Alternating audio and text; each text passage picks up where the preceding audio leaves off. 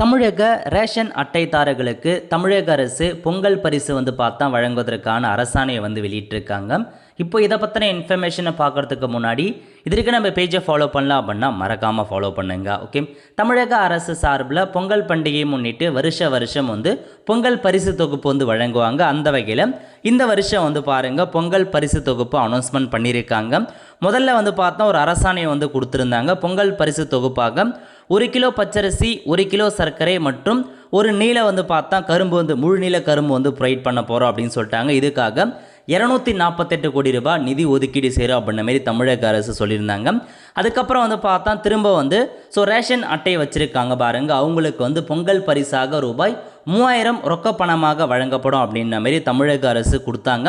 இப்போ அதுக்கான அரசாணையை பார்த்தா வெளியிட்டாங்க.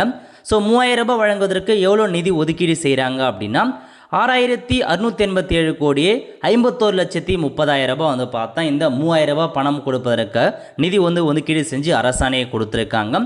இப்போ இந்த பொங்கல் பரிசு யாருக்கு கிடைக்க போகுது அப்படின்னா அரிசி அட்டை வச்சுருக்காங்க பாருங்கள், அவங்களுக்கு மட்டும்தாங்க கிடைக்க போகுது.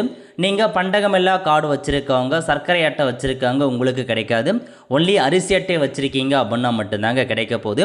இதை தவிர்த்து இலங்கை தமிழர் மறுவாழ்வு முகாமில் வசிக்கிறாங்க பாருங்கள், அந்த குடும்பங்களுக்கும் இந்த பொங்கல் பரிசு போய் சேரும் அப்படின்றத சொல்லிட்டாங்க. விரைவில் உங்களுக்கு வீடு தேடி டோக்கன் கொடுத்துருவாங்க. டோக்கனில் என்னைக்கு தேதி மென்ஷன் பண்ணியிருக்காங்களோ அன்றைக்கி போயிட்டு உங்களுக்கான ரேஷன் கார்டில் பொருட்களை வாங்கிக்கலாங்க. இப்போதைக்கு அரசாணை கொடுத்துட்டாங்க. விரைவில் உங்களுக்கான பொருட்கள் நீங்கள் போயிட்டு வாங்கிக்கலாம்.